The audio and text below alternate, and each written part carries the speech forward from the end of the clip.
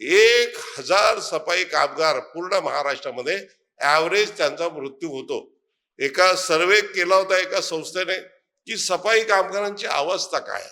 तर 1000 ते 1200 सफाई कामगार एक एक वर्षामध्ये त्यांचा मृत्यू होतो. माननीय देवेंद्रजींचं सरकार आलं, या सरकार पुढे मी प्रश्न मांडला, देवेंद्रजींशी भेटीगाठी गेलं. त्यांनी आमच्या सफाई कामगारांना घेऊन त्यांच्या वर्षा निवासस्थानी बोलवलं. वर्षा निवासस्थानीला सर्व सफाई कर्मचारी जे म्हणजे सहकार्य होते त्यांना घेऊन गेलो.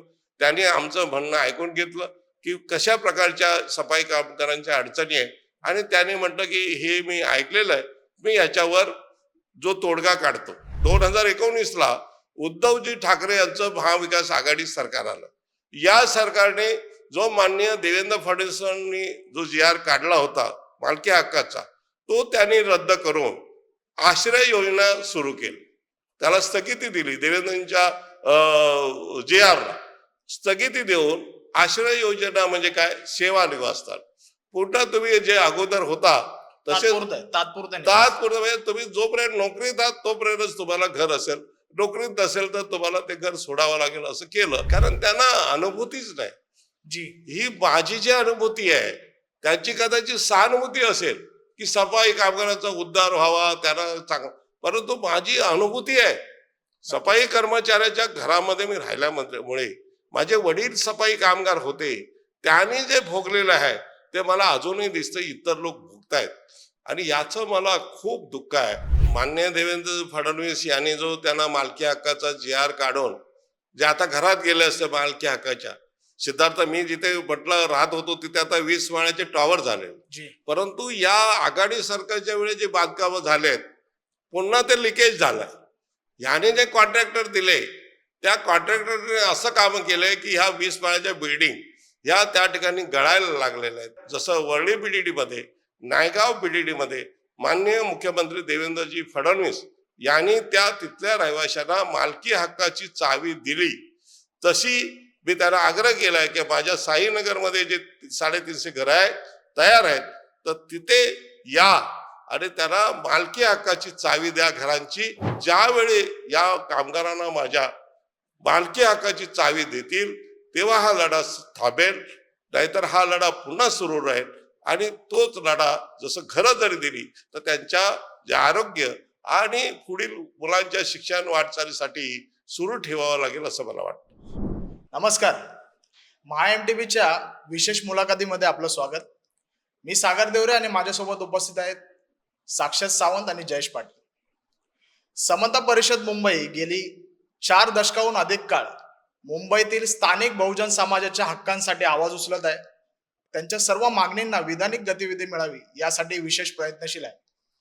स्वर्गीय प्रमोद महाजन आणि वामनराव परब यांच्या मार्गदर्शनाखाली स्थापन झालेली ही परिषद पुढे माजी मंत्री आणि मुंबईतील संवेदनशील नेते विजयभाई गिरकर यांच्या नेतृत्वात प्रभावीपणे सुरू आहे. 2012 मध्ये याच समता परिषदेच्या नेतृत्वामध्ये सफाई कर्मचारी विकास महासंघाच्या माध्यमातून सफाई कामगारांना मुंबईत हक्काची घरे मिळावीत यासाठी सातत्याने लढा उभारला गेला. विविध आंदोलने, पाठपुरावा आणि शासन स्तरावरील चर्चानंतर या मागणीला आता राज्य सरकारकडून यश मिळत आहे. याच पार्श्वभूमीवर आज या संपूर्ण प्रवासाबाबत आणि पुढील दिशा जाणून घेण्यासाठी आदरणीय विजयभाई गिरकर आपल्यासोबत उपस्थित आहेत. भाई नमस्कार. नमस्कार. जय भीम. जय भीम, जय शिवराय. भाई, समता परिषद मुंबईची वाटचाल आणि उपक्रमाविषयी सर्वप्रथम आपण प्रेक्षकांना काय सांगाल, आणि या परिषदेच्या माध्यमातून आजपर्यंत समाजासाठी कोणते महत्वाचे लढे उभारले गेले? समता परिषद मुंबई ही 15 जुलै 1919 साली स्वर्गीय प्रमोद महाजन आणि स्वर्गीय वामनराव परब यांच्या मार्फत जे विशेषतः अनुसूचित जाती बहुजन समाजामध्ये काम करणाऱ्या अशा 100 युवकांची मीटिंग नॅशनल पार्कला झाली. अनेक नावं सुचली गेली, पण प्रमोदजींचं म्हणणं राहिलं की हा जो लढा आहे बहुजनांचा, ह्याच्यामध्ये जसे अनुसूचित जातीचे लोक असतील तसे जे इतरही समाजाचे लोक ज्यांचा समतेवर विश्वास आहे ते एकत्र येऊन या ठिकाणी समन्वयातून आणि सेवेतून या समाजाची उन्नती प्रगती केली पाहिजे. म्हणून त्यांनीच नाव सुचवलं समता परिषद मुंबई. स्थापनेनंतर समता परिषदेने अनेक जे बेरोजगार तरुण होते त्यांना जवळ केलं आणि 1990 साली जवळजवळ 250 तरुणांना आपण निर्णय बँकांमध्ये रोजगार उपलब्ध करून दिला.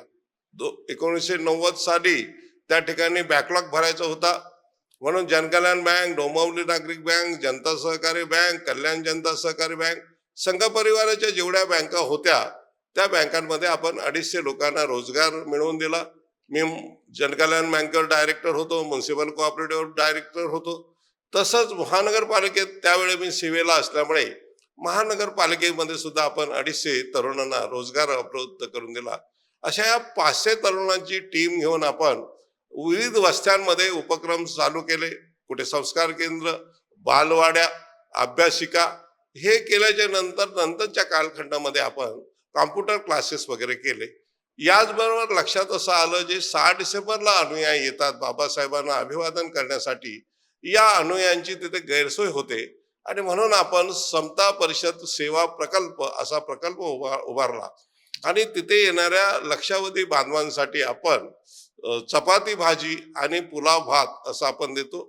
फार पूर्वी आपण वडा आणि पाव द्यायचो, पण नंतर संघ परिवाराच्या माध्यमातून घरोघर पोळ्या येतात. याही वर्षी जवळजवळ 3 लाख पोळ्या आल्या, म्हणून आपण चपाती भाजी आणि पुलाव भात असं देतो. याचबरोबर आपण जे मुंबई महानगरपालिकेच्या शाळेतून उत्तीर्ण झालेले विद्यार्थी असतात, आपली एकमेव अशी संस्था आहे 80 पासून आपण त्यांचा सत्कार करतो. पूर्वी आपण 70% वरच्या लोकांचं करायचो, यावेळी 90% वरच्या आम्हाला 150 विद्यार्थी सापडले. खरं म्हणजे मुंबई महानगरपालिकेने यांचं गौरव करायला पाहिजे, परंतु समता परिषद दरवर्षी हा गौरव करते.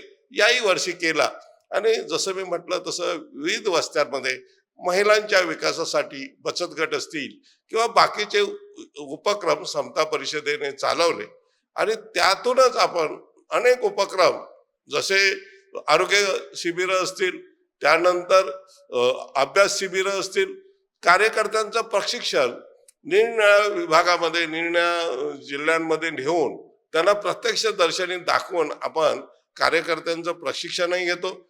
1 वर्ष काय काम करायचं याचं त्या प्रशिक्षण शिबिरामध्ये किंवा अभ्यास वर्गामध्ये ठरतं आणि त्याप्रमाणे आपण आपला कार्यकाल चालू असतो. जसं मी म्हटलं आमचा 6 डिसेंबर सेवा प्रकल्प आहे, शिक्षण विभाग आहे. या शिक्षण विभागामधून अनेक उपक्रम आपण चालवतो आणि जसं वस्त्यामधूनही आपला कार्यकर्ते त्या ठिकाणी काम करत असतात. असा एक मुंबईभर एक सर्व समाजाचे कार्यकर्ते, केवळ बौद्ध नाही तर सर्व अनुसूचित जातीतल्या अनेक जातीतले आणि इव्हन दो मराठा आणि ब्राह्मण समाजाचे पण कार्यकर्ते, समतेवर ज्यांचा विश्वास आहे अशा कार्यकर्त्यांना घेऊन आपण हे करतो. समता परिषदेचं मुंबईमध्ये स्वतःचं कार्यालय आहे. हे 17 हबीब बिल्डिंग म्हणून आहे या ठिकाणी. याच्यामध्ये 2ऱ्या माळ्यावर समता परिषदेचं स्वतःचं कार्यालय आहे आणि या कार्यालयामध्ये दर शनिवारी आमच्या बैठका होतात आणि या बैठकीमधून आपण अनेकांचे जे कार्यक्रम करायचे असतात तेही करतो. त्यामुळे कार्यकर्त्यांचं संघटन झालं. 47 वर्ष झाली. विशेषतः दलित समाजामध्ये एखादी संघटना स्थापन झाली तर त्याचं अ ब क ड होतात, परंतु आपली एकमेव संस्था अशी आहे की 47 वर्षामध्ये जी समता परिषद आहे ही एकमेव समता परिषद आहे. कार्यकर्ता एखादा रिटायर्ड झाला, गावी गेला तर गेलेला आहे, पण सर्वांचं मनोमिलन आहे. जे ठरलेलं असतं त्यांनी करायचं असतं आणि ते केल्यामुळे आज समता परिषदेची ताकद वाढलेली आहे सर्वार्थाने. महिलांमध्ये आपण काम करतो. या वर्षी आपण 125वा संविधानाचा जो अमृत महोत्सवी वर्ष होतं तर 75, तर आपण महिलांसाठी प्रश्नमंजुषा घेतल्या वस्त्यांमध्ये. आतापर्यंत 50 झालेले आहेत प्रश्नमंजुषा. जे पहिल्या 2 महिला येतात त्यांना आम्ही अगोदरच प्रश्नपत्रिका आणि उत्तरपत्रिका देतो आणि नंतर जवळ 125 प्रश्न देतो आणि मग 50 मार्काची परीक्षा घेतो. 50 वस्त्यामध्ये आता झालेल्या आहेत महिला गटामध्ये या स्पर्धा. ज्या पहिल्या 2 येतील त्यांना आपण पंचशिलाच्या 2 साड्या देतो. उर्वरित काळामध्ये अजून 50 स्पर्धा आपण घेणार आहोत आणि मग त्यांची वेगळा स्पर्धा घेणार आहोत. त्यामध्ये ज्या पहिल्या येतील त्यांना आपण पैठणी साडी देणार आहोत. तसाच अजून एक उपक्रम जो आपण अगोदर केला होता 2012 साली, जे मुंबई शहर ते पनवेलपर्यंत, मुंबई ते कल्याण आणि मुंबई ते पालघर इथली जी बुद्ध विहार आहे, या बुद्ध विहारामध्ये जे उपक्रम चालतात, ते जे चांगले चालणारे उपक्रम आहेत दैनंदिन, यांचं आता आपण फॉर्म पाठवलेले ते फॉर्म भरून घेणार आहोत. आणि मग त्या प्रत्येक जे त्यामध्ये बुद्ध विहारांचं चांगलं काम असेल तर आपण 50-50 हजाराची 3 बक्षिसं, 25-25 हजाराची 3 आणि 10-10 हजाराची 10 बक्षिसं असं त्यांना देऊन की त्यांनी या धम्माचं काम, धम्म चळवळ सर्वार्थाने उभारावी आणि चांगल्या प्रकारे करावी, धम्म संस्कार द्यावे, असाही उपक्रम आपण यावेळी राबवला जाणार आहे. आता 47 वर्ष झाली. आता आम्ही ठरवलंय की 50वं जेव्हा आपलं वर्ष होईल त्यावेळी मोठा 10,000 लोकांचा समता मेळावा या मुंबई शहरामध्ये घ्यावा, महिला पुरुषांचा, असं आता आपण यामध्ये ठरवलंय. भाई 2012 मध्ये समता परिषद मुंबईच्या नेतृत्वामध्ये आपल्या अध्यक्षतेखाली सफाई कर्मचारी विकास महासंघाची जी स्थापना झाली आणि त्यांच्या सफाई कामगारांना मुंबईमध्ये हक्काची घरं मिळावीत, ही जी मागणी होती, यावर मुख्यमंत्री देवेंद्र फडणवीस यांनी 12 जून 2015 रोजी सफाई कामगारांना मालकी हक्काची घरं देण्याबाबत तातडीने कार्यवाही करण्याचे आदेश दिले आहेत.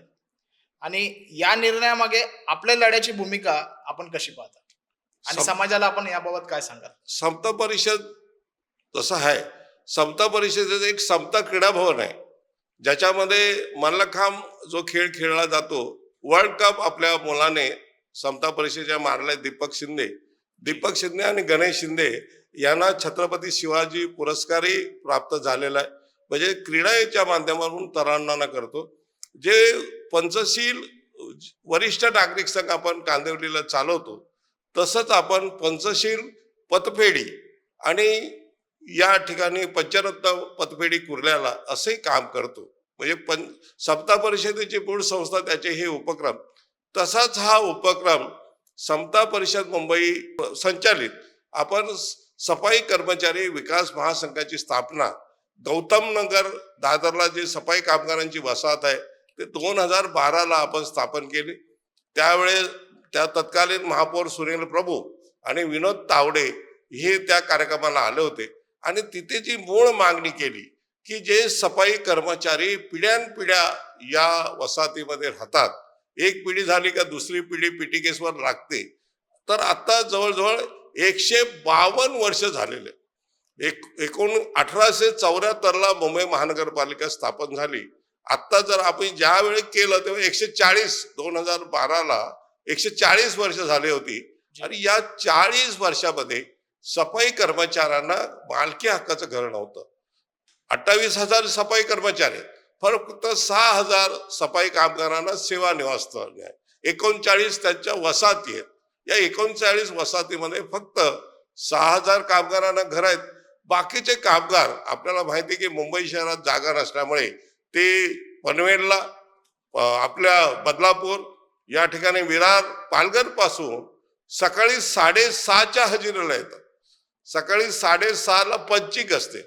म्हणजे जर तो 6:30ला यायचा तर 4 वाजता उठून त्याला यावं लागतं आणि तो आला की या ठिकाणी 1:30 वाजता पंचिंग झाल्यावर तो घरी जातो. आणि म्हणून या मुंबईमध्ये जे 95 पूर्वी लोक आले, कोणी आला त्याला या ठिकाणी SRA मार्फत मोफत घर दिलं गेलं. परंतु मुंबईची स्वच्छता करणारा हा माझा कामगार आहे, हा पिढ्यानपिढ्या इथे राहतोय, त्याला मात्र मालकी हक्काचं घर नाही. त्याला पीटीकेस असली तरच घर राहतं. आणि जर त्याचा मुलगा मुलगी पीटीकेसवर राहायला नसला तर त्याला पुन्हा त्याला गावाकडे जावं लागतं. आणि इतक्या वर्ष इथे काम केल्यामुळे त्याचंच कुठे गावाकडे घर नसतं किंवा मुंबई शहरात नसतं, त्यामुळे तो देशोधडीला लागतो. म्हणून आपण निर्णय घेतला की या सर्व सफाई कामगारांना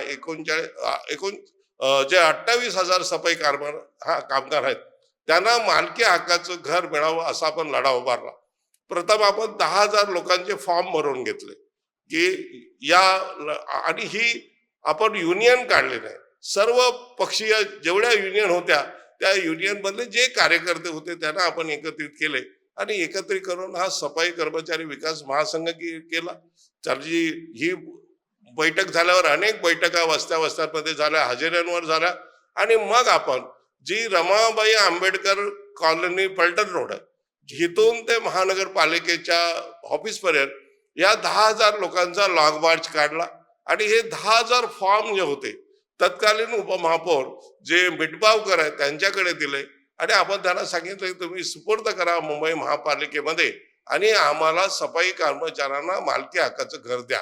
नक्कीच. तर हा मग 2012लाच मी पुन्हा विधान परिषदेवर निवडून आलो होतो आणि त्या तत्कालीन जे सरकार होतं आणि त्यावेळेचे मुख्यमंत्री जे चव्हाण होते या चव्हाणांना सांगून की मांडत राहिलो की बघा 2008 साली विलासराव देशमुख असताना त्यांनी एक GR काढला होता की जे सफाई कामगार 25 वर्ष झाले असतील किंवा मृत झालेला कामगार असेल त्याला डॉक्टर बाबासाहेब आंबेडकर श्रम साफल्य योजनेतून मालकी हक्काचं घर मिळेल. जी 2008 पासून 2014 पर्यंत नव्हतं म्हणून मी सातत्याने मांडत राहिलो आणि ते मांडल्याच्या त्यांना सांगितलं की तुम्हीच केलं आणि या कालखंडामध्ये फक्त 50 घरं मालकी हक्काची दिली गेलेली आहे. मुंबई महापालिका एवढी श्रीमंत असून त्या महापालिकेने हा विषय केला नव्हता. 2014 नंतर ज्यावेळी माननीय देवेंद्रजींचं सरकार आलं या सरकार पुढे मी प्रश्न मांडला, देवेंद्रजींशी भेटीगाठी गेलं. त्यांनी आमच्या सफाई कामगारांना घेऊन त्यांच्या वर्षा निवासस्थानी बोलवलं. वर्षा निवासस्थानीला सर्व सफाई कर्मचारी जे म्हणजे सहकार्य होते त्यांना घेऊन गेलो. त्यांनी आमचं म्हणणं ऐकून घेतलं की कशा प्रकारच्या सफाई कामगारांच्या अडचणी आहेत आणि त्याने म्हटलं की हे मी ऐकलेलं आहे, मी याच्यावर जो तोडगा काढतो. कारण ज्या 39 वसाहती आहेत त्या अगोदरच ठरल्या होत्या. जर 28,000 सफाई कामगारांना घरं द्यायला लागली तर त्यांनी मग 4 FSI दिला. 2015ला त्यांनी तो GR की या GR मध्ये त्यांनी असं लिहिलं की ज्यांची 25 वर्ष झालेले आणि ज्या कामगार सर्व्हिसवर असताना नोकरीवर असताना मृत झाला असेल तर त्याच्या वारसाला मालकी हक्काचं घर मिळेल. आणि 4 FSI दिल्यानंतर सर्व वसाहतीमध्ये काम सुरू झालं. कारण मी जसं म्हटलं आता आहेत फक्त 6,000 कामगार, त्याच्याऐवजी जर 28,000 कामगारांना ठेवायचं असेल तर त्या मोठ्या इमारती म्हणजे 20 माळ्याच्या 12 माळ्याच्या 10 माळ्याच्या बांधावे लागतील. बांधकाम सुरू झालं आणि मग सफाई कामगारांना वाटलं की देवेंद्रजींनी आपल्याला दिले गोड बातमी आणि आता आपण मालकीच्या घरामध्ये जाऊ. त्या वसाहतीमध्ये काम सुरू झालं होतं. परंतु नंतर 2019ला उद्धवजी ठाकरे यांचं महाविकास आघाडी सरकार आलं. या सरकारने जो माननीय देवेंद्र फडणवीसांनी जो GR काढला होता मालकी हक्काचा तो त्यांनी रद्द करून आश्रय योजना सुरू केली. त्याला स्थगिती दिली. देवेंद्रजींच्या GRला स्थगिती देऊन आश्रय योजना म्हणजे काय, सेवा निवासस्थान. पुन्हा तुम्ही जे अगोदर होता तसे तात्पुरतं म्हणजे तुम्ही जोपर्यंत नोकरीत आहात तोपर्यंतच तुम्हाला घर असेल, नोकरीत नसेल तर तुम्हाला ते घर सोडावं लागेल असं केलं. आणि त्यामुळे जे आमच्या सफाई कामगारांचं मालकी हक्काचं घर मिळण्याचं स्वप्न होतं ते भंग पावलं. आणि म्हणून नंतर आता यावेळी पुन्हा देवेंद्रजींचं सरकार आलं, मध्ये आपले एकनाथ शिंदेचं आलं, तेव्हाही देवेंद्रजींनी भाषण केलं विधानसभेमध्ये की या सफाई कामगारांना आम्ही मालकी हक्काचं घर देऊ. याच दरम्यान आपण पाहिलं ते जे BDD चाळी आहेत या BDD चाळीतील वळणीच्या लोकांना देवेंद्रजींनी मालकी हक्काच्या चाव्या दिल्या. गेल्या आठवड्याभरात आपण पाहिलं असेल तर जे पोलीस आपले बंधू आहेत, माझी मागणी होती की या पोलिसांना 24-24 तास ड्युटी करतायत तर यांना मालकी हक्काचं घर द्या. तर नायगाव जे आमचे कोळंबकर आहे साहेब, या कोळंबकर यासाठी लढत होते, कालिदास कोळंबकर, तर त्यांच्याही लढ्याला यश आलं आणि त्या ठिकाणी देवेंद्रजींनी आपल्या पोलिसांना पण मालकी हक्काची घरं दिली. आणि मग ह्या कामगारांमध्ये एक आक्रोश निर्माण झाला की आमची एवढ्या वर्षाची मागणी होती. देवेंद्रजी तर सांगतायत त्यांनी जो भारतीय जनता पार्टीचा 24चा जो विधानसभेचा जाहीरनामा होता तिथेही म्हटलं होतं की 100 दिवसामध्ये आम्ही पुन्हा सफाई कर्मचाऱ्यांना घर देऊ. आता जो महानगरपालिकेचा जाहीरनामा झाला त्याच्यातही म्हटलं की आम्ही सफाई कामगारांना मालकी हक्काचं घर देऊ. परंतु दुर्दैवाने ही जी ब्युरोक्रॅसी आहे, हे जे अधिकारी आहे, या अधिकाऱ्यांना या सफाई कामगारांना घर द्यायची नव्हती. देवेंद्रजींच्या खूप पडामध्ये होतं आणि म्हणून परवाच मी त्यांच्याकडे गेलो. सफाई कामगारांचा ज्या त्यांच्या वेगवेगळ्या युनियन आहेत त्याचा आझाद मैदानावर मोर्चा आला होता आणि मी त्याच वेळी आपल्या देवाभाऊ आता आमचे त्यांच्याकडे गेलो. त्यांना म्हटलं बघा असं मोर्चा आलाय, सफाई कामगारांमध्ये आक्रोश आहे, तर तुम्ही हे मी तर निवेदन तुम्हाला अनेक वेळा दिलेलं आहे, तर या निवेदनावर तुम्ही निर्णय द्या. त्याच दिवशी त्यांना दत्ता बेगे यांच्या प्रेत यात्रेला नागपूरला जायचं होतं. 1:15 वाजता ते एवढ्या गर्दीमध्ये पण त्यांनी माझं जे निवेदन होतं घेतलं आणि त्याच्यावर महानगरपालिका आयुक्त यांना आदेश दिले. 12 जून 2015चा जो GR आहे त्याप्रमाणे या सर्व सफाई कामगारांना आपण मालकी हक्काची घरं द्यावी आणि मला अवगत करावं. कारण त्यांनी जर म्हटलं असतं नुसतं याच्यावर कार्यवाही होईल, तर आता एवढ्या वर्ष कार्यवाही चालली आहे. 15 पासून 12 जून 2015 पासून ते आता 25 पर्यंत कार्यवाही चालू आहे, कायच झालं नाही. आणि म्हणून मग देवेंद्रजींनी लिहिलं की यांना तात्काळ हा 12 जूनचा GR लागू करावा आणि त्या ठिकाणी मला अवगत करा अशा प्रकारचं दिलंय. त्यामुळे पुन्हा एकदा सफाई कामगारांमध्ये एक जल्लोषाचं वातावरण निर्माण झालंय. हा जो GR होता, जी कॉपी ही मुंबईचे जे आयुक्त आहेत भूषण गगराणी साहेब यांच्या हातात देऊन दिलं की बघा हे आदेशपत्र आहे. आणि त्याची कॉपी ज्या मुंबईच्या महापौर आहेत रितू तावडे, उपमहापौर संजय घाडी आणि सभागृहाचे नेते गणेश खणकर आहे यांच्या हातात दिला आणि त्यांच्याशी चर्चा केली. तुम्ही त्वरित या संबंधी मीटिंग लावा, सर्व अधिकाऱ्यांना बोलवा आणि या अधिकाऱ्यांनी जो मुख्यमंत्र्यांनी आदेश दिलेला आहे त्या आदेशाचं पालन करण्यासाठी त्यांना सांगा. त्यांनी सांगितले की आपण पुढील आठवड्यामध्ये या संबंधी मीटिंग लावू आणि त्याचे जे नियम अटी ठरवू आणि या सफाई कामगारांना यावेळी मालकी हक्काचं घर निश्चित देऊ असं त्यांनी म्हटलंय. त्यामुळे आता हा प्रश्न सुटत आलाय, पण तरी याचा रेटा जो आहे हा लावावा लागेल. नक्कीच रेटा लावला तरच हा प्रश्न सुटेल. अतिशय संवेदनशील लढ्याला मुख्यमंत्री देवेंद्र फडणवीस यांनी न्याय देण्याचा प्रयत्न केलाय. भाई, तुम्हाला एक विशेष प्रश्न विचारावासा वाटतो की सफाई कामगारांना मुंबईत हक्काची घरे मिळावीत आणि हा लढा जो आजपर्यंत आपण या न्याय मिळवून देण्यात मार्गापर्यंत घेऊन आलाय, हा लढा उभा करण्यामागची आपली नेमकी प्रेरणा काय होती भाई? ही प्रेरणा असं आहे की माझे वडील सफाई कामगार होते आणि मी सफाई कामगारांची जी वसाहत आहे सिद्धार्थनगर काबाटीपुरा इथे 1 ते 1.5 वर्ष राहिलेलं आहे. खरं म्हणजे BITचा नागपाड्यामध्ये आमचं निवासस्थान आहेच एक, परंतु वडिलांना हे सफाई कर्मचारी म्हणून त्या ठिकाणी एक रूम मिळाला आणि मी माझं लग्न 75 साली झालं तर मी आणि माझे मिसेस तत्कालीन उपमहापौर शैलजा गिरकर या आम्ही त्या रूम मध्ये राहायला गेलो आणि तिथे सफाई कामगारांच्या वसाहतीमध्ये राहिल्यामुळे त्यातल्या ज्या अडचणी आहेत किंवा मी जेव्हा नोकरीला लागलो तो सफाई कर्मचाऱ्यांचा जो टाइम किपर म्हणजे जे वेतन काढणारा क्लार्क असतो तो क्लार्क म्हणून राहिलो. त्यामुळे त्यावेळेच्या अडचणी त्यांना पगार मिळण्यासाठी त्यांचं प्रॉव्हिडंट फंड, त्यांचे पेन्शन, त्यांचे PTKs ही असल्यामुळे किंवा माझ्या वडिलांना जो त्रास झाला, माझ्या वडिलांनी जवळजवळ 33 वर्ष सफाई कर्मचाऱ्याची नोकरी केली आणि त्यांना जो त्रास झाला हा मी पाहत होतो. माझ्या घरातलाच प्रश्न होता. वसाहतीमध्ये पाहिलं मग जे घर होतं हे घर पण आणि तिथे राहणारे लोक यांची जी दुर्दशा होती ही नष्ट व्हावी आणि मग ज्यांचं कोणच. आणि याच्यामध्ये आणखीन असं होतं की जर तुम्ही ग्रॅज्युएट झालात, इंजिनियर झालात, जर तुम्हाला तो रूम हवा असेल तर तुम्ही सफाई कामगार म्हणून PTKs करा, नाहीतर तुमचं सेवा निवासस्थान खाली करा. आणि त्यामुळे आम्ही 4 भाऊ शिकलेलो होतो. आमच्या वडिलांनी सांगितलं की मला तुम्हाला या घाणीत ठेवायचं नाही, आपल्याला कोणाला PTKs द्यायचं नाही. त्यांनी ती खोली सोडून दिली. परंतु आमचं दुसरं घर असल्यामुळे आमची अडचण नाही झाली. पण दुसऱ्या लोकांची जी आता अडचण होते की ज्यांचे जे पदवीधर झालेले आहेत, द्विपदवीधर झालेले आहेत, त्यांच्या मुलांनी जर सफाईचं काम नाही केलं, त्यांच्या मुलीने जर सफाईचं काम नाही केलं तर त्यांना त्या ठिकाणी हा घर सोडावा लागतो.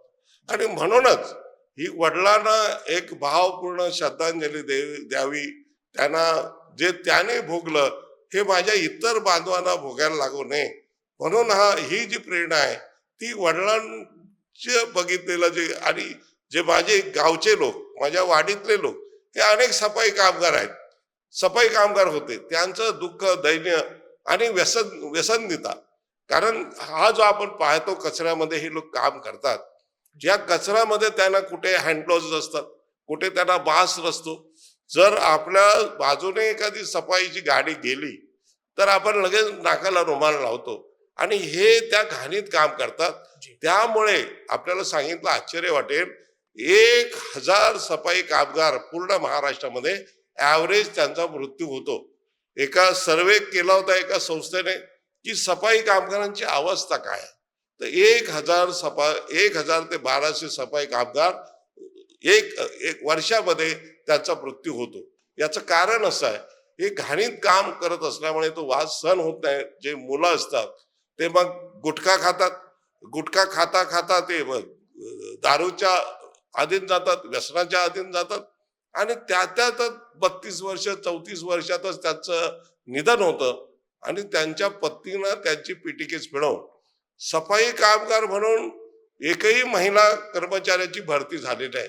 पण आज महानगरपालिकेमध्ये 28,000 सफाई कामगार आहेत, त्याच्यामध्ये 10,000 सफाई कामगार महिला आहेत. म्हणजे याचाच अर्थ 10,000 सफाई कर्मचारी निधन पावलेले आहेत, आणि त्यांची वारस म्हणजे पत्नी काम करते. हे जे सगळं, याच्यामध्ये त्यांनी या घाणीपासून दूर राहावं, त्यांनी परावृत्त व्हावं, व्यसनापासून परावृत्त व्हावं, यासाठी प्रयत्न चालू आहेत. की तुम्ही जर वाचाल तर तुमची पुढे जे आयुष्य आहे तुमच्या पत्नीलाही चांगलं मिळेल.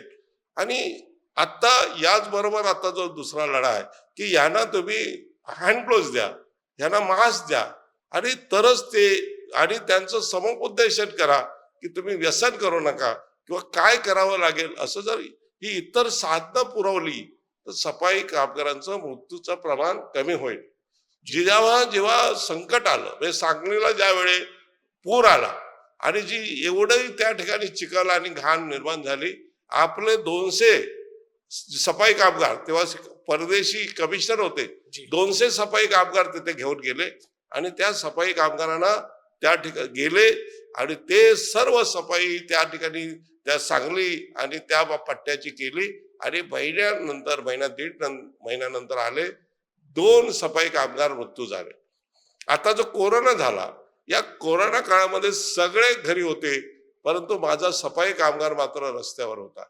त्याने जर त्यावेळेस सफाई केली नसती तर काय अवस्था झाली असती त्या ह्या मुंबई शहरात. प्रादुर्भाव वाढला असता आणि लाखो माणसं मृत्यू पावली असती. पण त्यांची स्वतःची जीवाची पर्वा न करता या लोकांनी त्या ठिकाणी काम केलं. 668 सफाई कामगारांचा मृत्यू झाला कोरोनाने. आणि असं ही जी भयानकता, ही जी वास्तवता, ही मी पाहत होतो. त्यावेळी मी माझ्या कांदिवलीला या सफाई कर्मचारी, जो आपल्याला माहित होतं लॉकडाऊन होतं आणि सगळ्या टपऱ्या पण नव्हत्या, मी शैलजा गिरकर किचन चालवलं. कारण शैलजा गिरकर मुंबई महानगरपालिकेत नोकरीला नगरसेविका होता 5 वेळा, त्यांचं 17ला निधन झालं होतं. आम्ही किचन चालवून रोज 500 जे कामगार होते यांना आपण नाश्ता, चहा या सर्व सफाई कर्मचाऱ्यांना आम्ही पुरवत होतो. पोलीस होते, विशेषतः धानुकरवाडी स्मशानभूमी जी आहे ती, तिच्यामध्ये जे प्रेत वाहिनी असल्यामुळे सर्व 24 तास त्या ठिकाणी सतत प्रेत येत होती.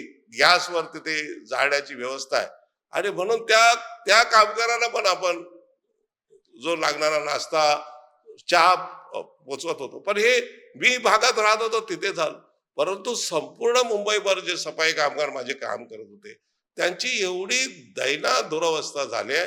आणि जी माणसाची संवेदनशीलता, ज्या अधिकारी वर्गाची संवेदनशीलता आहे ही कुठे गेली मला कळत नाही. की त्यांना कळलं पाहिजे होतं की त्यांना जी साधनं दिली पाहिजे होती, त्यांना मास्क तो एक मास्क द्यायचा, तो दुसरा दिवस त्याने धुवून घालायचा.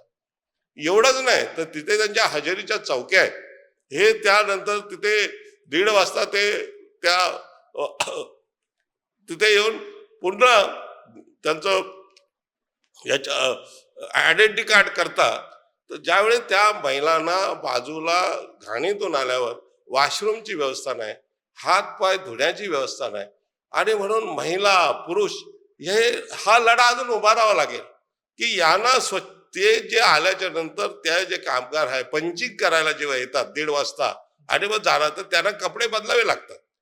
कारण महिला जर आल्या त्यांनी बदलले, घाणीतून आल्या की दुसरी, मग त्यांना बदलण्यासाठी चौक्या असतील, त्यांना हातपाय धुण्यासाठी त्या ठिकाणी त्या चौकीवर वॉशरूमची व्यवस्था असेल, असंही करावं लागेल. परंतु हा मूळ मुद्दा जो आपण विचारला की माझ्या वडिलांनी जो त्रास सहन केला, त्या तत्कालीन माझ्या गावच्या लोकांनी जो त्रास सहन केला, हा त्रास माझ्या सफाई बांधवांना लागू नये म्हणून हा लढा उभा केला आणि त्या लढ्याला यश आलेलं आहे. पण जोपर्यंत सफाई कामगारांना मालकी हक्काची चावी, आता घरं दिलेली आहे परंतु ती पुन्हा सेवानिवृत्त गेली, जोपर्यंत जसं वरळी बीडीडी मध्ये, नायगाव बीडीडी मध्ये माननीय मुख्यमंत्री देवेंद्रजी फडणवीस यांनी त्या तिथल्या रहिवाशांना मालकी हक्काची चावी दिली, तशी मी त्यांना आग्रह केलाय की माझ्या साईनगरमध्ये जे 350 घरं आहेत तयार आहेत, तर तिथे या आणि त्यांना मालकी हक्काची चावी द्या घरांची. म्हणजे एक जे माझं ज्या वडिलांचं स्वप्न असेल ते मी पूर्ण केलं, किंवा वडिलांनी जे मला शिक्षण दिलं, आणि मी एक सफाई कामगारचा मुलगा हा मंत्रालयामध्ये मंत्री म्हणून गेलो, 3 वेळा आमदार झालो, हा वडिलांनी जे डॉक्टर बाबासाहेब आंबेडकरांकडून शिक्षणाचा मंत्र घेतला तो झाला, आणि म्हणून त्यांनाही आनंद झाला असेल की माझा मुलगा या ठिकाणी मंत्री झालेला आहे. त्यांची सून जी आहे ती मुंबईची उपमहापौर झाली, म्हणजे एका सफाई कामगाराची सून ही मुंबईची उपमहापौर म्हणून त्या ठिकाणी राबली. आणि त्यासाठी ज्यावेळी या कामगारांना माझ्या मालकी हक्काची चावी देतील तेव्हा हा लढा थांबेल, नाहीतर हा लढा पुन्हा सुरू राहील. आणि तोच लढा जसं घरं जरी दिली तर त्यांच्या जे आरोग्य आणि पुढील मुलांच्या शिक्षण वाटचालीसाठी सुरू ठेवावं लागेल असं मला वाटतं. बाई, तुम्ही आता सांगताना उल्लेख केला की हा लढा लढताना अनेक गोष्टींना तुम्हाला सामोरे जावं लागले, अनेक आव्हानांना. जे अधिकारी वर्ग आहे त्यांच्याकडून कुठेतरी सफाई कामगारांच्या हितासाठी कार्यवाह्या कमी पडतात आहे, किंवा तुम्ही सांगितलं की उद्धव ठाकरे यांच्या नेतृत्वाचं जे सरकार होतं महाविकास आघाडीचं, त्यावेळी या GR ला स्थगिती देण्यात आली. यासारख्या अशा अनेक किती प्रमुख आव्हानांना तुम्हाला सामोरे जावं लागले हा लढा लढताना? नाही, त्याने खरं म्हणजे पुन्हा जे माननीय देवेंद्र फडणवीस यांनी जो त्यांना मालकी हक्काचा GR काढून जे आता घरात गेले असते मालकी हक्काच्या, सिद्धार्थ मी जिथे म्हटलं राहत होतो तिथे आता 20 माळ्याचे टॉवर झाले, परंतु या आघाडी सरकारच्या वेळी जे बांधकाम झालेत पुन्हा ते लिकेज झालं.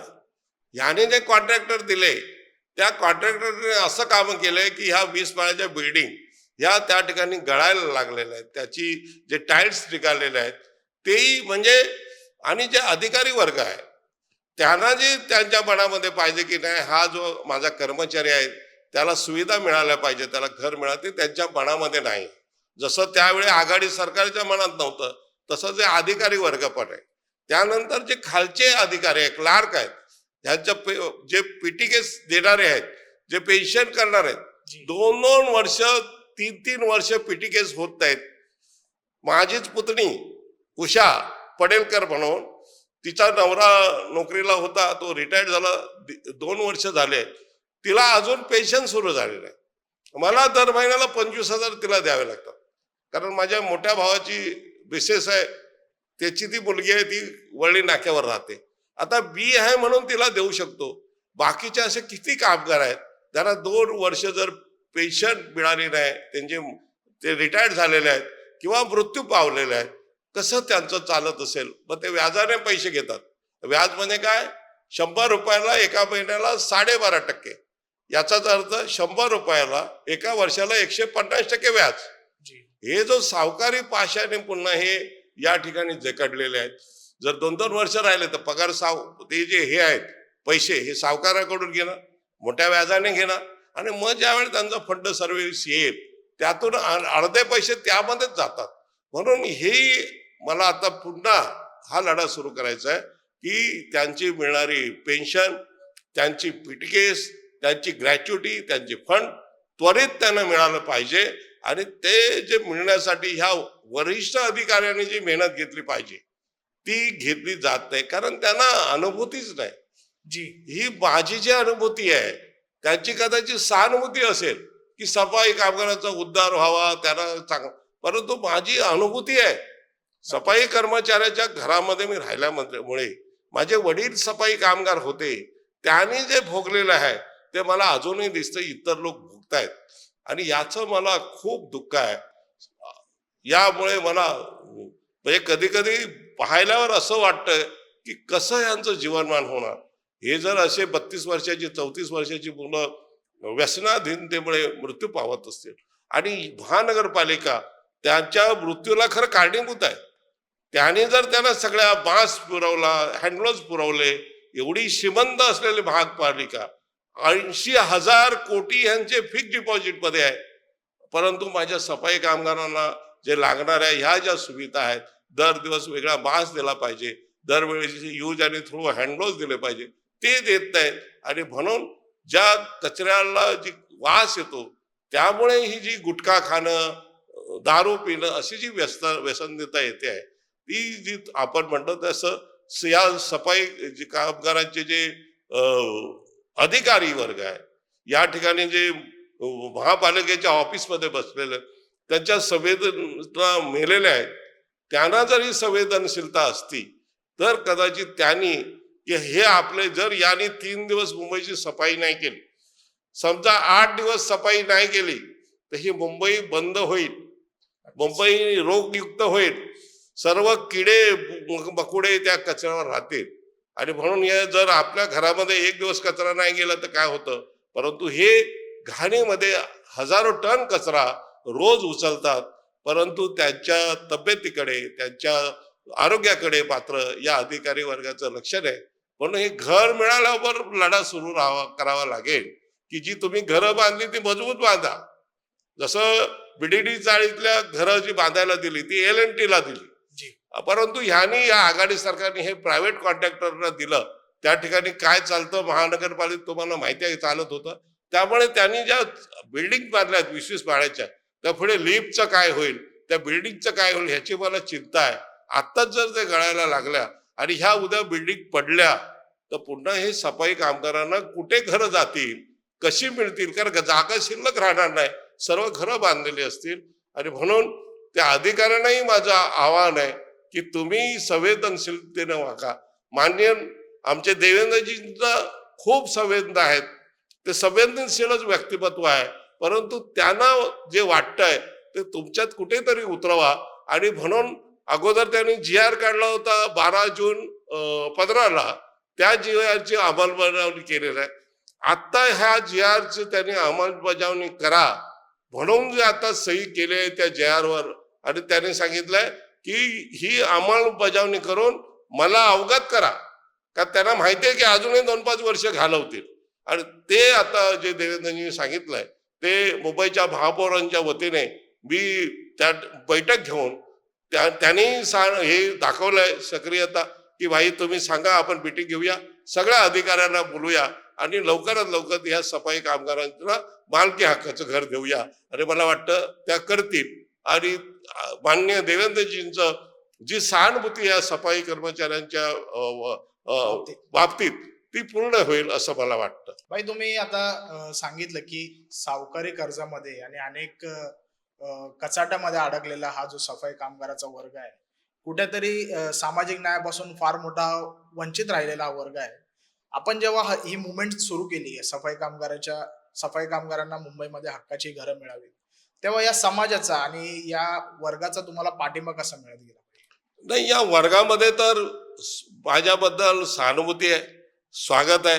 ज्या वेळी मी या सफाई कामगारांच्या वसाहतीमध्ये जातो ते शेकडो कामगार त्या ठिकाणी येतात. जसं आपण म्हणालात की ज्यावेळी 2015ला इंदू मिलचं ज्यावेळेस स्मारकाचं भूमिपूजन व्हायचं होतं, ते मी एक भीमरथ काढला होता. जी आणि हा भीमरथ सगळ्या वसाहतीमध्ये, मुंबईच्या 39 वसाहती आणि इतर वसाहतीमध्ये फिरवला की या मान्य या देशाचे पंतप्रधान नरेंद्रजी मोदी आणि देवेंद्रजी फडणवीस हे मोदीजीने जे पंचतीर्थाची निर्माण केलं, जी म्हणजे याचाच अर्थ बाबासाहेब जिथे ज्यांचा जन्म झाला महू, तिथे त्यांनी महूच्या तिथे स्मारक बाबासाहेबांचं आहे. ज्या ठिकाणी शिक्षण घेतलं त्या लंडनचा जो बंगला आहे तो महाराष्ट्र शासनाने खरेदी करून मान्य देवेंद्रजी फडणवीस यांच्या मार्फत त्या ठिकाणी लंडनचं घर स्मारक केलेलं आहे. त्यानंतर बाबासाहेबांनी जे संविधान लिहिलं जी त्या 26 अलीपूरला त्या ठिकाणी बाबासाहेबांचे जे होतं, अटलजींनी त्यावेळेस जमीन खरेदी केली होती 2000 साली, परंतु 2016 पर्यंत पर्यंत त्या ठिकाणी 26 अलीपूरला स्मारक झालं नव्हतं. आपण जर आता गेला तर तिथेही मोठं स्मारक जे पुस्तकाच्या रूपात संविधानाच्या रूपात नरेंद्र मोदीजीने बांधलेलं आहे. त्यानंतर दीक्षाभूमीलाही 200 कोटी दिलेले आहे. 5वं जे आहे हिंदू मिलचं स्मारक होणार आहे. हे जेव्हा लोकांकडे घेऊन गेलो, लोकांनी फुलांचा वर्षाव आरती करून आमचं स्वागत केलं आणि या सभेला जे भूमिपूजन झालं, हजारो सफाई कामगार, हजारो भीम अनुयायी त्या बीकेसीला जो कार्यक्रम झाला त्या ठिकाणी हजर होते. आणि ज्या वेळेस मी आता जातो, कधी म्हटलं कुठला कार्यक्रम आहे तर 1000-5000 लोक कधी येऊ शकतात असा मी कार्यक्रम करतो. कारण त्यांचा विश्वास आहे की हा जो एक आपल्या समाजातला नेता आहे हा कुठेही स्वतःच्या नावाला किंवा स्वतःची काय पुढे पुढे करायला न करतो, हा तळमळीने आमच्यामध्ये काम करतो. त्यामुळे समाजाचा हे मिळतो पाठिंबा आणि सफाई कामगारांचा तर 100% पाठिंबा मिळतो की भाई गिरकर आहेत तेच आम्हाला घर देऊ शकतात असं त्यांचा ठाम विश्वास आहे. आणि त्यामुळे अधिक प्रेरणा मिळते, ऊर्जा मिळते त्यांचं काम करायला. नक्कीच भाई. समता परिषदेच्या वतीने आता एवढे प्रभावी उपक्रम आणि जोरदार मागण्या आपण सातत्याने सुरू ठेवल्या आहेत. परंतु आता या लढ्यानंतर समता परिषद मुंबईची पुढची वाटचाल आणि प्रमुख मागण्या नेमक्या कोणत्या असतील भाई? नाही, जसं हे सफाई कामगारांचं एकदा मालकी हक्काची घरं मिळाली की त्यानंतर ज्याचा उल्लेख केला मी, त्यांचे जे उर्वरित प्रश्न आहेत, आरोग्याचे आहेत, त्यांच्या व्यसनमुक्तीचे आहेत आणि ह्या ज्या बांधलेल्या इमारती आहेत त्या व्यवस्थित राहाव्या, तिथेही स्वच्छता राहावी, अशा प्रकारचं एक हे सफाई कर्मचारी विकास महासंघ हा आम्ही NGO स्थापन केला. त्या NGO मार्फत आम्ही सातत्याने करणार आहोत. त्यानंतर धम्मविषयक चळवळीमध्ये जे आपण म्हटलं त्या महिला वर्गांमध्ये जे अनेक त्यांचे जे प्रश्न आहेत ते प्रश्न सोडवून त्यांना उद्योगी कसं बनवता येईल, त्यांचे बचत गट कसे करता येईल, लखपती दीदीचा जो मान्य नरेंद्र मोदीजींचा आणि देवेंद्रजींचं स्वप्न आहे, हे लखपती दीदी कशा आमच्या बनतील समाजामध्ये, अशा प्रकारचं पुढे आमचा प्रश्न आहे.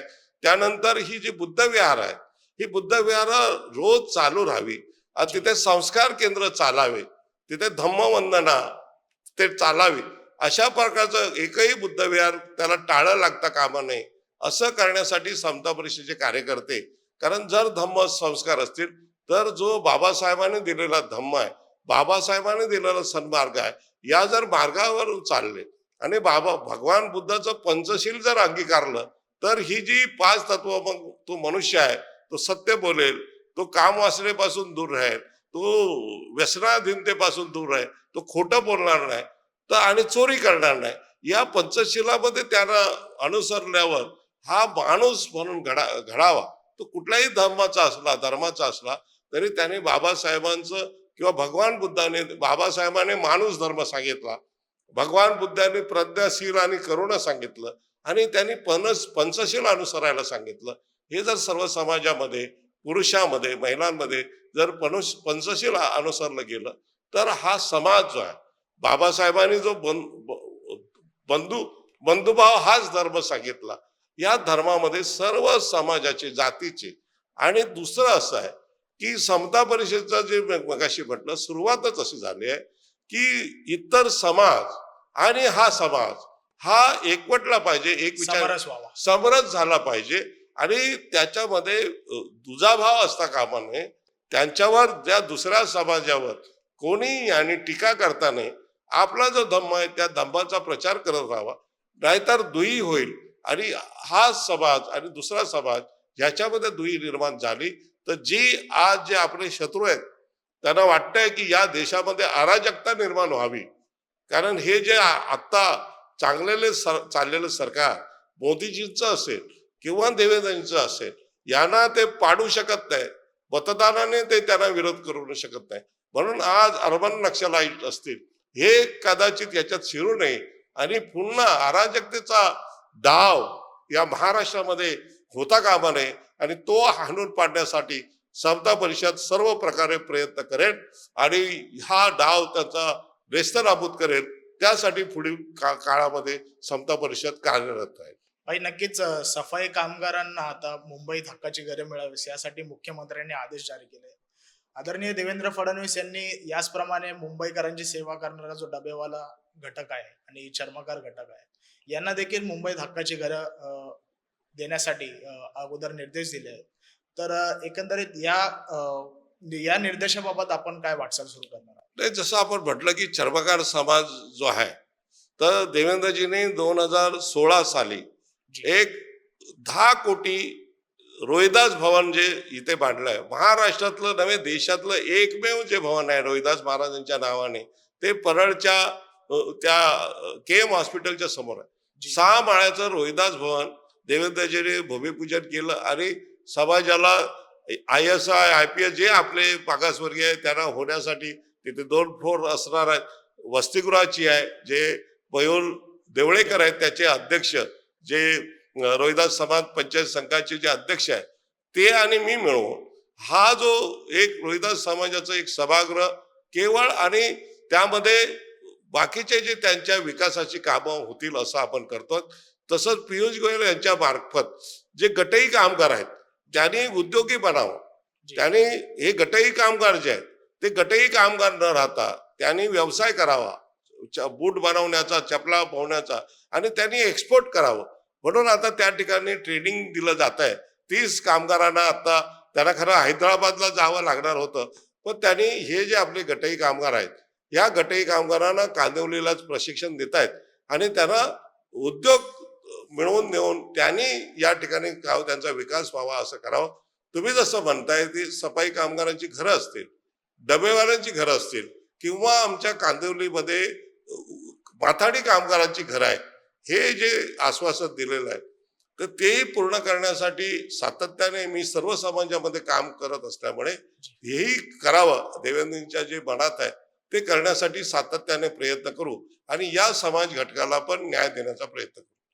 नक्कीच भाई, सफाई कामगारांच्या हक्काच्या घरासाठी उभा राहिलेला हा लढा सामाजिक न्यायाच्या दिशेने महत्वाचा पाऊल ठरत आहे. समता परिषद मुंबईच्या माध्यमातून पुढेही बहुजन समाजाच्या प्रश्नावर सातत्याने आवाज उठवला जाईल अशी महत्वपूर्ण ग्वाही आदरणीय माजी मंत्री विजयभाई गिरकर यांनी आपल्या माध्यमातून आज या व्हिडिओ मुलाखतीच्या माध्यमातून दिली आहे. या सर्व मुलाखतीसाठी भाई खूप खूप धन्यवाद आणि ही मुलाखत पाहिल्यानंतर आपण आपले मत कमेंट बॉक्समध्ये नक्की व्यक्त करा.